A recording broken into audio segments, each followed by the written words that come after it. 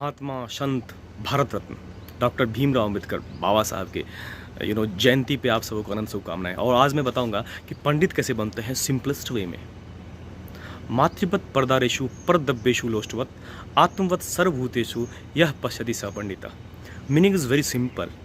आप दूसरों की कन्याओं को, औरतों को माता के स्वरूप देखना शुरू कीजिए। दूसरों के धन दौलत को मिट्टी या पत्थर समझिए। No lust. और खुद की तरह पूरी दुनिया को देखिए।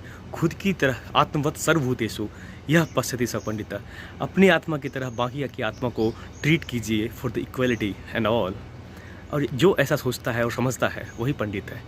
तो what I think Mahatma Bharat Ratna doctor Bhimrao Ambedkar का यही सपना था कि हर कोई पंडित बने, हर कोई इक्वल हो जाए, कोई भी पिछड़ा ना होना चाहिए हमारे देश में।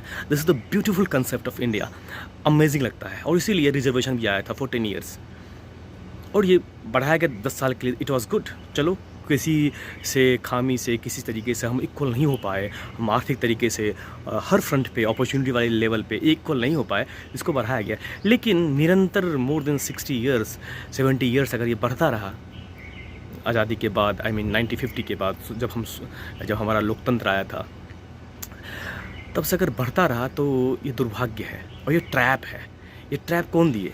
आपको अच्छा दिखना वाले, आपके लिए हमेशा हमदर्द बन के जो आपके नेता होते हैं, जो पॉलिटिकल सिस्टम है, करंट हो या पीछे वाला हो, ये हमेशा आपको अपीज़ करने के लिए, आपको कमज़ोर करने के लिए, आपको इस्तेमाल करने के लिए, instead of making you capable, आपको योग्य बनाने के बदले वो आपको मटर पनीर खिला रहे हैं। आपको खाना की आपको वो चीज़ ऑफ़र करे जो तात्कालिक है। हम गरीबों को, हम दलितों को, हम पिछड़ों को क्या चाहिए था?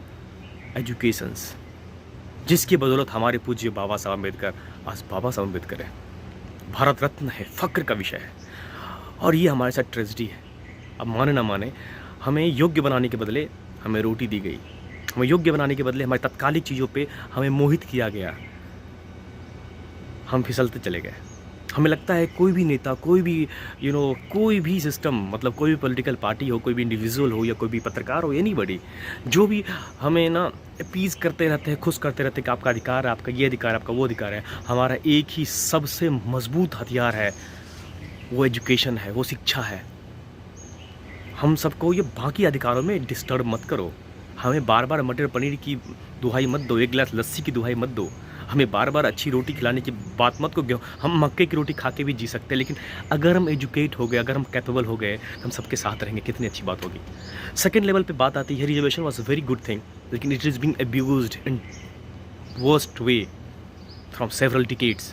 तो अच्छी बात क्या है? अब इसमें रिजर्वेशंस का जो कंसेप्ट था कि जो सबल हैं, जो अमीर हैं, या फिर जो कैपेबल लोग हैं, जो नहीं कैपेबल हैं शिक्षा के बिना या फिर बाकी सुविधाओं के बिना, उनको अपलिफ्ट करना है सो दैट इक्वलिटी समाज में हो, हम सब इनरिच हों। हो क्या रहा है? तो ज़रूरत हमें अभी भी, देखिए, बड़े लोग, अच्छे लोग, जो समझदार लोग हैं, जो पढ़े लिखे लोग हैं, हमेशा कोशिश करते हैं कुछ न कुछ डोनेट करते रहे हमेशा समाज में, और समाज में गुप्त दान दे के या फ्रंट पे आके उनको डिफेंड करके गरीब बच्चों को पढ़ाते हैं, खिलाते कम, पढ़ाते ज़्यादा है। तो हम सब की जिम्मेदारी है कि हम सबको बचना इन पैरासाइट से। पैरासाइट कौन है? लीडर्स, पॉलिटिकल लीडर्स, जो दिखते अच्छे हैं, बिल्कुल उनका एजेंडा ये होता है कि हम यूज़ होते रहे, हम गरीब, हम दबे, हम कुचले, हम शोषित लोग यूज़ होते रहे, उनके ट्रैप में आते रहे, झांसी में आते रहे, और हम तत्कालिक फ़ायदों में घूमते रहे, कंफ्यूज रहे, उनके पीछे पीछे भागते रहे। लेकिन सच क्या है? हमें अधिकार लेना है, हमें इक्वलिटी पे आना है, हमें भी ऐसा सबल बनना है कि हम उस पोजीशन पे आ जाएं कि जो दलित शोषित हैं उनको फिर से हम अपलिफ्ट करें। कास्ट कुछ नहीं होता है, बकवास सिस्टम है कास्ट सिस्टम, मेरा मानना है। हम भारत के हैं तो हम भारत के वंशज हैं, हम आर्यवर्त के तो हम आर्य हैं। This is so simple. ऊंचा नीचा, जात पात, छुआछूत, अंग्रेजी में बुलशिट बोलते हैं, बकवास चीज़ है, नॉनसेंस चीज़ है। पढ़े लिखे लोगों के लिए ये सब नहीं है। तो हम अगर किसी भी सो कॉल्ड जात के हैं, ऊपर नीचे जो लोग बोलते हैं बकवास बातें, हम जब पढ़ लिख लेते हैं तो एक्चुअली हम पंडित बन जाते हैं, हम विद्वान बन जाते हैं, हम समझदार बन जाते हैं। और पंडित अपने जैसा सबको समझता है। आत्मवत सर्वभूतेषु यः पश्यति स पंडितः। फिर वो ऊंच नीच देखता नहीं है, फिर उसके लिए कोई कास्ट नहीं होता है। अगर हम छोटे से छोटे जाति जो समाज बोलती है ये छोटा है बड़ा है, उनके मतलब छोटे से छोटे जाति के लिए, जैसे मैं पढ़ लिख लूँगा तो हमारे लिए बड़े जाति भी के लिए भी मेरे उतना ही सम्मान होगा, जो हमारे सहपाठी उनके लिए वही सम्मान होगा। हम कॉमन हो जाते हैं, हम कॉमन, और मतलब ये क्लेवरनेस है। क्लेवरनेस वो नहीं बोले, मतलब ये अमेजिंग थिंग है। मतलब क्लेवरनेस क्या है? अगर आप सिंपल हैं, अगर आप पंडित हैं, अगर आप न्यूट्रल हैं, अगर आप शानदार हैं, तो आप क्लेवर हैं, आप शानदार हैं। मतलब मेरा यही कहना है कि बाबा साहब अम्बेडकर को हमेशा मिसकोट किया गया है। मिसकोट कर बोलो ना बोलो, लेकिन मिस जज किया गया है, मिस इंटरप्रेट किया गया है। उनको मानने वाले जो लोग हैं, मतलब मुझे लगता है कि वो भी रिस्पेक्ट नहीं कर रहे हैं, और जो उनके नाम पे नफ़रत फैलाते हैं वो भी उनका रिस्पेक्ट नहीं कर रहे हैं। मतलब एट बोथ एंड वो हमेशा मिसकोट होते आए हैं। बाबा साहब अम्बेडकर की जीवनी देखिए, उनकी यात्रा देखिए, इट विल इंस्पायर यू। आपको प्यार करने को मजबूर कर देंगे, वो आपको स्ट्रेट होने पर मजबूर कर देंगे, वो एजुकेशन की पावर समझने पे आपको मजबूर कर देंगे, वो अपने पल पे खड़ा होने को मजबूर कर देंगे।